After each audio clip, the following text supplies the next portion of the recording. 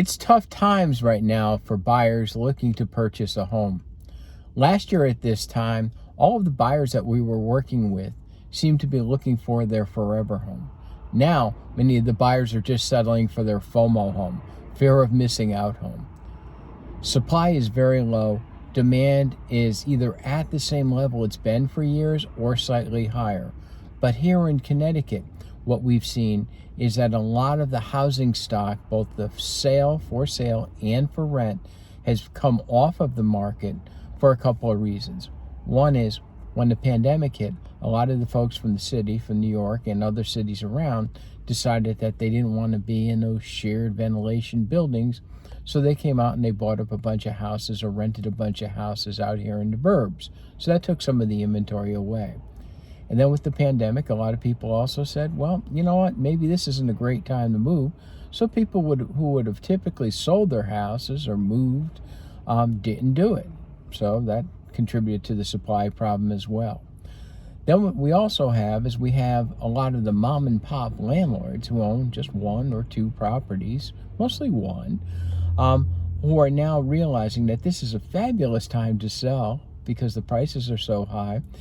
And what they're doing is they're putting their houses on the market and selling it for retail prices to people who will be owner occupants, not necessarily to other investors, because other investors wouldn't pay quite as much as owner occupants will. So they're taking their money off of the table, deciding not to rent anymore. So that's reducing the amount of rentals that we have out there as well. So what we're seeing is a lot of factors contributing to the short supply, and it's creating a lot of panic buying. So buyers are putting in offers. Offers are, there's no dealing, there's no wheeling and dealing, there's no discounts on properties. Right now, you're paying full price or over asking price. And if you have contingencies on the offers, it's becoming a problem as well. There's a real fear, going back to this fear of missing out. There's a fear on the part of buyers that they're just not going to get a home. So they're putting in offers that are questionable or offers that they probably wouldn't have done in previous times. What's also driving all of this is low interest rates. So with interest rates sitting between 2 and 3%, the buying power for buyers is greater than it was when it was 4% a year ago.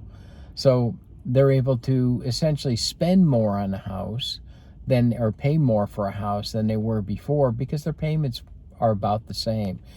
And in my opinion, I think they're doing themselves a disservice because they're paying too much for a house.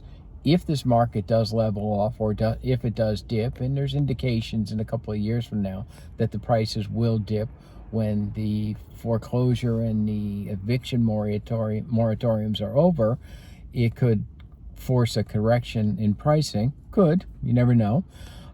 If it happens, a lot of these folks with these mortgages are going to be underwater.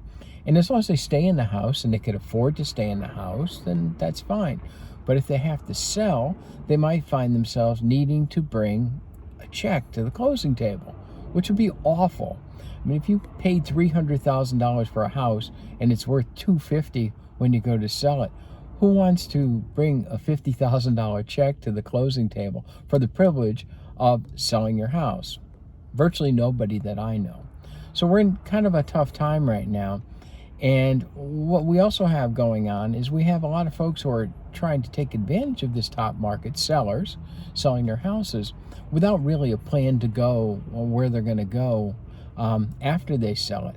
And because houses are getting snapped up so quickly, it's surprising sellers that they put their house on the market a couple days later, they have a contract for it, and they have between 45 to 60 days to move someplace else because that's when the closing's going to be.